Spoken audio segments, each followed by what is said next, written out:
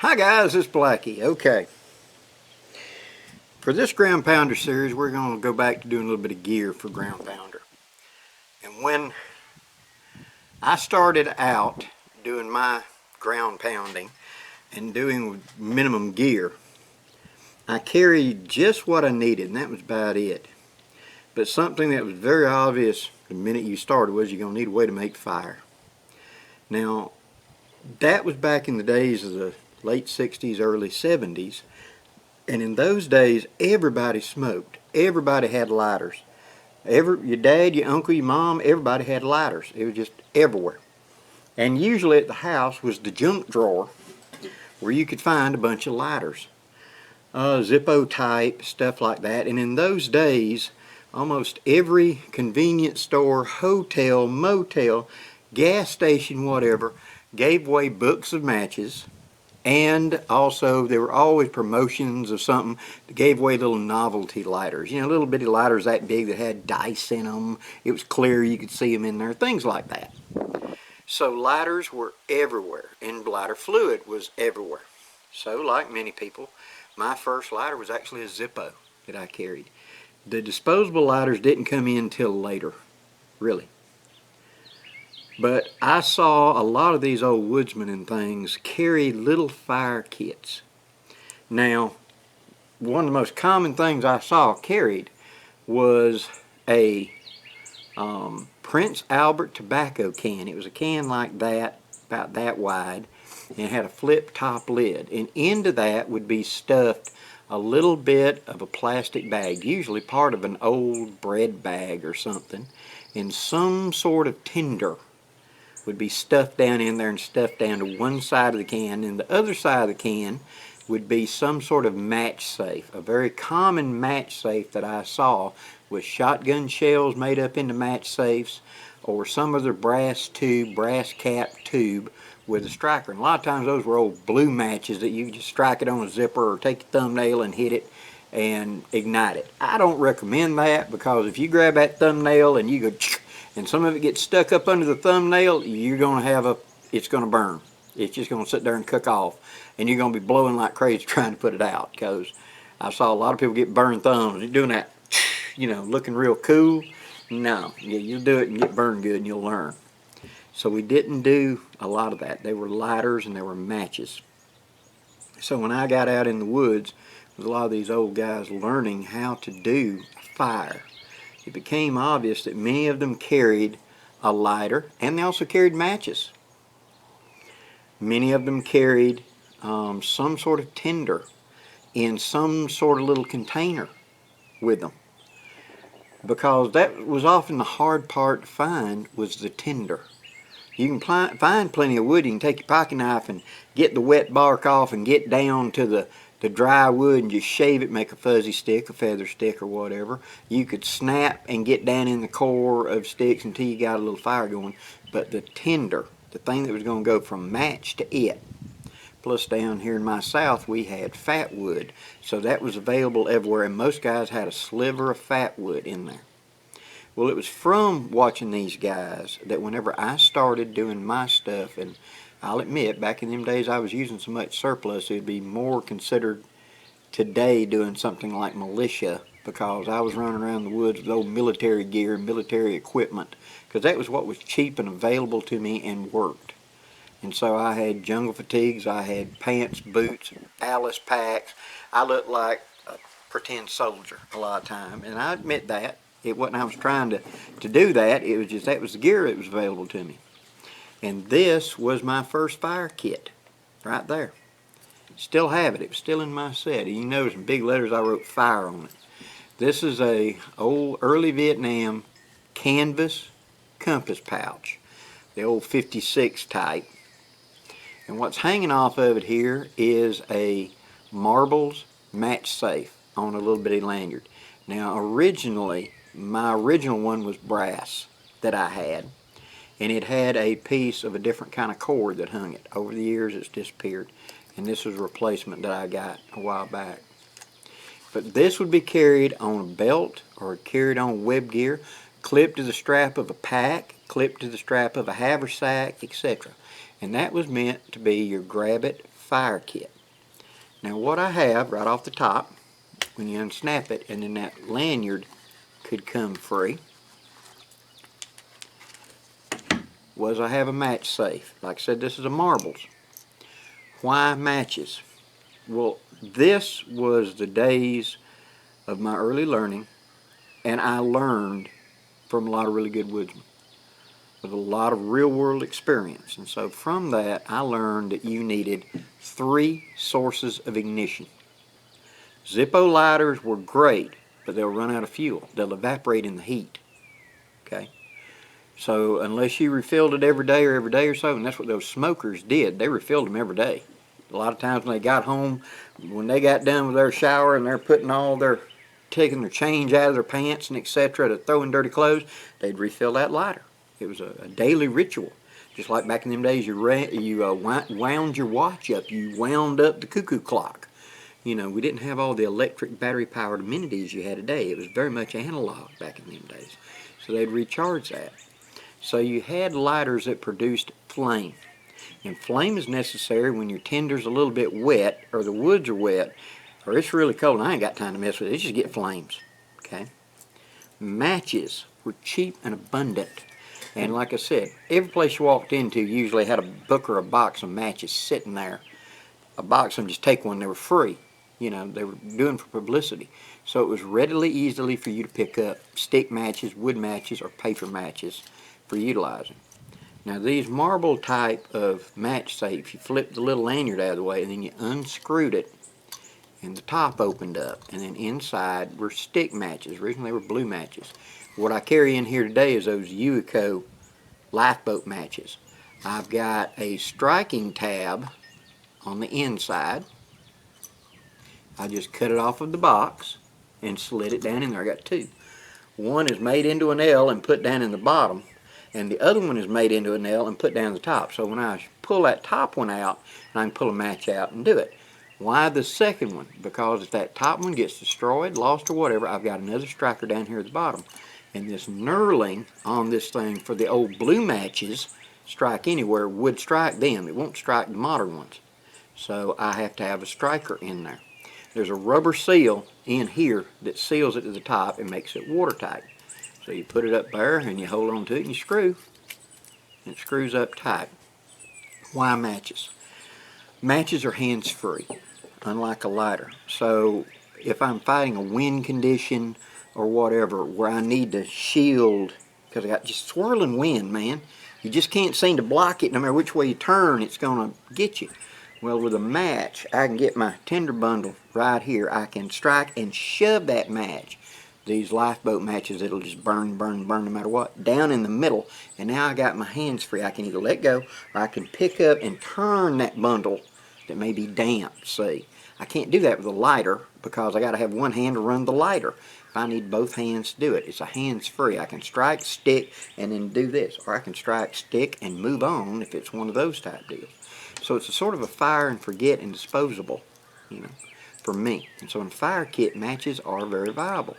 Plus, as an order of operations, I would use a ferro rod first if the conditions are right and I'm in the mood and everything's great. I would use matches second, and I would use a lighter third. In the extreme cold where you're starting to be hypothermic, reverse that order. I'm going to start with a lighter because I ain't got time to mess with it. So I need all 3. So a fire kit, like I've said in my past videos, needs to be 3 sources of ignition, at least 2 of which produce flame. So I have in here, I have a small lighter. Let me pull all this stuff out. Now I'll put it back in and tell you the contents in a second. Okay, 1 empty pouch. So we've already talked about what we're doing with the match safe. Okay, that just hangs on the flap like that, easy access on the outside. Okay, that's got the matches on there. Next I've got my little Zippo in here. Now this is one of the little micro Zippos. Remember, I'm not going to use this except in cold conditions first, so it can ride in here a long time. I usually have something wrapped around right here to keep it pinned up so it don't get pressed in the pouch and lose the gas.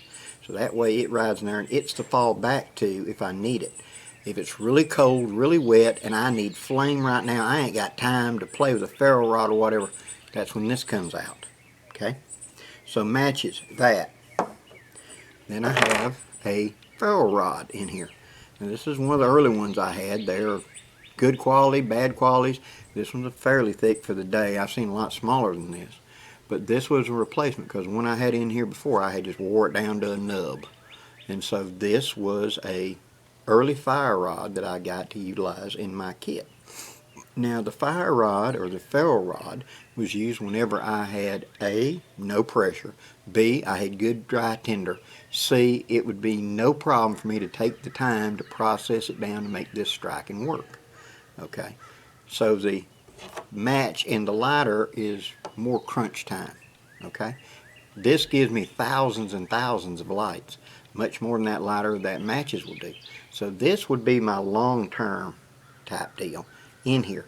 I'll use it first wherever conditions warrant. Okay. Now, one additional.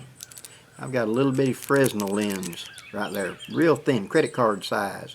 But this one is strong enough, it'll make a coal. And so that rides in the back of the pouch, all the way back there in the back. That's for when I'm feeling froggy and I want to use solar ignition to be able to light something. Okay. I have tinders.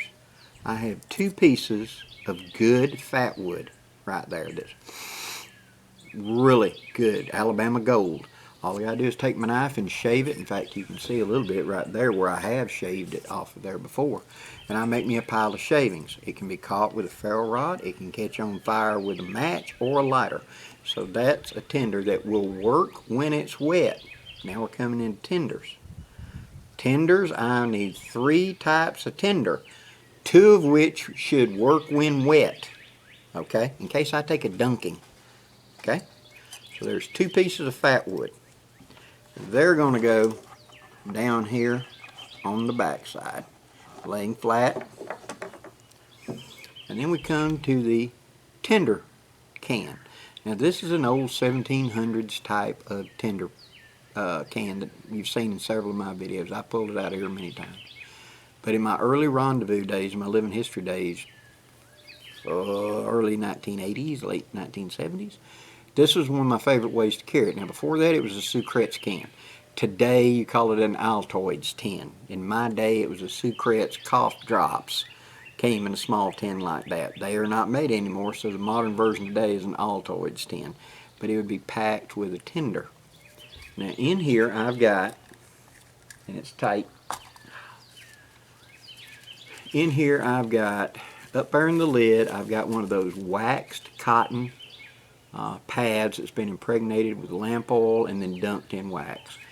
That, it works when it's wet. I can take it out, shake the water off, tear it apart, and it'll catch flame just fine. There's a big hunk of red cedar shavings in there, ready to go with some birch bark mixed in as well. And on the very bottom is one of my fire straws. Now, one of my early videos I talk about this, and what that is I take a McDonald's straw because it's larger in diameter. And this, back in those days when I was early ground pounding, this was my favorite wet tinder right here, other than fat wood. I would take a McDonald's straw and I'd cut 2 half-inch long pieces off the straw, boom, boom.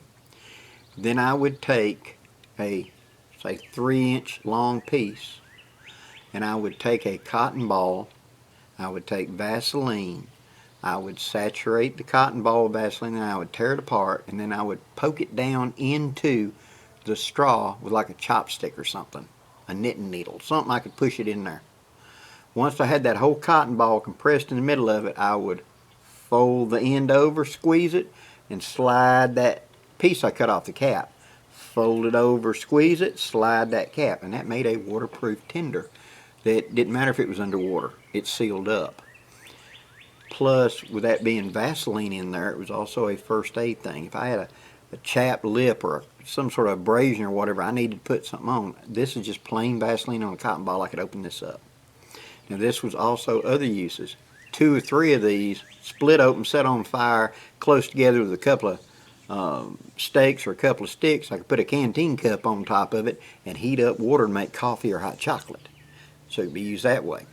I could take a stick sticking up out of the ground and split the stick, put one of these in it like that, cut the top off and set it on fire, and it'd burn like a candle for 10 to 15 minutes. Allowed me to illuminate a campsite so I could see the setup in the dark. It was a fire tool, etc. It would catch a spark from a ferro rod. So a fire straw was my go-to back in the day. Later on, I learned about these and went to them as well. But that means that in here I have birch bark. We know that catches. I have cedar shavings. We know that catches. I have a fire straw. We know that catches. I have a waxed, oil impregnated pad that I can tear apart and catch even when it's wet. So I've got 3 wet tinders in here, which are the fat wood. Doesn't matter if it's wet, I can just shake it, blow it off, and shave it down to good. I have the fire straw, and I've got that wax tinder. 3 of them, and another, the 2 that catch spark. So I've got 4 sources of ignition and 3 kinds of tinder in here in this little bitty kit. Now I would slide that in. I would take my ferro rod, come back in this corner back here, push it down next to the ferro lens, take the lighter,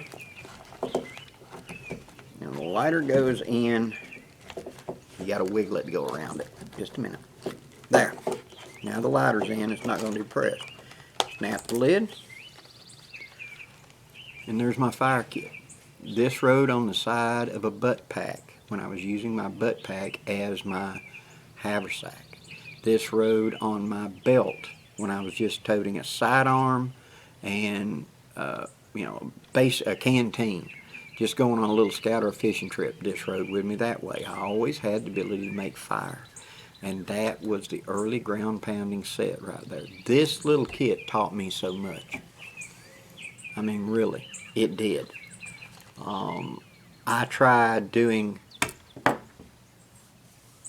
all the fads that came through in those days of the pull string fire starters and all kinds of stuff.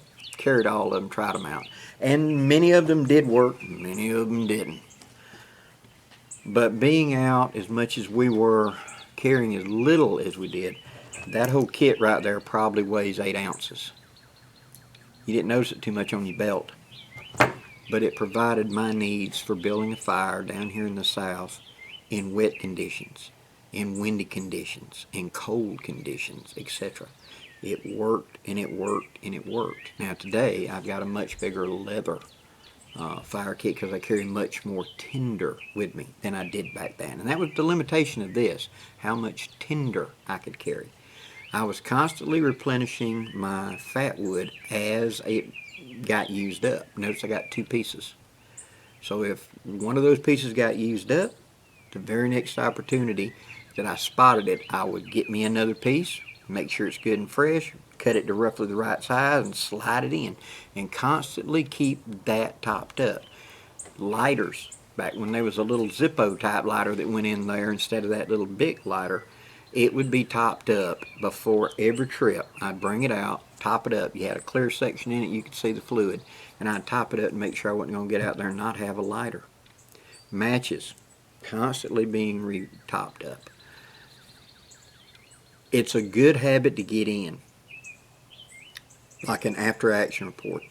You get home, you're tired, all you want to do is take a bath. I would put all my gear in one pile, and I would take my bath, have my meal, relax. The next day, when I had my opportunity, either I got home from work or got home from school or whatever, that's when I'd go through my gear. And any gear that was soiled, of course the clothes went in the washer, but let's say if my blanket had got dirty, well, now's the opportunity to take it out back, throw it over the line, take the water hose to it, get the mud out of it, clean it up, and let it hang out and dry the next couple of days. Same thing with packs, gear. You couldn't put them in a washer, but I've come back many times and had an Alice pack just bright red. It had so much mud on it because I slid down a bank or whatever. Well, take it out there, take a water hose to it, and clean it up. and you reset your gear. It wasn't put up until it had been refilled and cleaned or set up and checked. Make sure that that strap didn't break. Make sure that buckle's still working. Made a quick check. And then whenever the opportunity to go back out popped up, because a lot of times it's a spur of the moment, where we would do the chores, whatever assigned to us by the parents, and then just as soon as we got them done, it might be 11 o'clock, might be 4 o'clock, might be 3 o'clock, whenever, or might not get them done, because parents could keep making up new stuff for you to do. But if you finally got done and being able to just grab your gear, know it was full, knew it was ready, and etc. The canteen was already full of water. The food that you were going to be carrying was already in the butt pack. You set that up during the week. So all I had to do was just grab and go. That was such a peace of mind. And I got in the habit of doing that. And in ground pounding, you got to, because you're not carrying much gear. And every piece of gear has to do multiple jobs. Well, that causes problems whenever that piece of gear didn't get refilled. And so you get out of there and you ran out of matches the last time and you never refilled it. Or you never put fresh fat wood back in, or whatever. You get my point. You have to get in the habit of refilling everything. Check it, refill it, set it. So it's a grab and go. That's the best way to go, and that's the way that I have found over the years in ground pounding. That's the best method to get into. Never put it up until you've gone over it. Take your poncho, look it over. Hold it up. Make sure you didn't get a hole in it this time you didn't realize was there. You know, get a little tear in it. Throwing it in the car, something may have happened. You know, when you dropped it on the floor, when you got in the house, there may have been something. Always check it, because it's going to be you in the rain, and that's your roof. And if it ain't holding the water back, you're going to be dripping on you all night, and that's kind of, trust me, I've been there, done that. It is no fun. And I'd rather repair it at home than have to repair it out there in the field.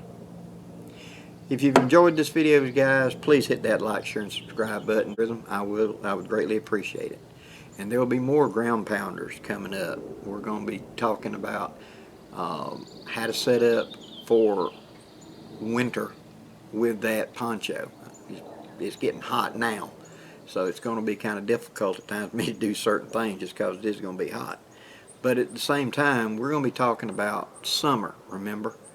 So I've got how to stay cool things coming. We're going to do a day hike, and I'm going to show you how tips and tricks that I learned that during the day, how to try to stay cool and keep yourself in the go. Okay? More of that stuff coming. Thank you very much for watching my video. Till next time, guys, I'm Blackie, wishing you safe journeys. Have a great day, guys.